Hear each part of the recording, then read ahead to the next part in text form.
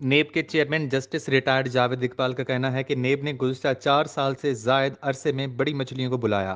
اسلام آباد میں chairman NAB کی زیر صدارت قومی احتساب بیورو کے ایگزیکٹو بورڈ کا اجلاس منعقد ہوا، جس میں deputy chairman NAB, prosecutor general NAB, D G operations اور سینئر افسران شریک ہوئے۔ اجلاس سے خطاب کرتے ہوئے نیب کے chairman justice retired Javed Iqbal نے کہا کہ ماضی میں بڑی مچھلیوں کو کوئی بلانے کا سوچ بھی نہیں سکتا تھا۔ ان کا کہنا ہے کہ قومی احتساب بیورو کا ایمان کرپشن فری پاکستان ہے۔ نیب احتساب سب کے لیے کی پالیسی پر سختی سے عمل پیرا ہے۔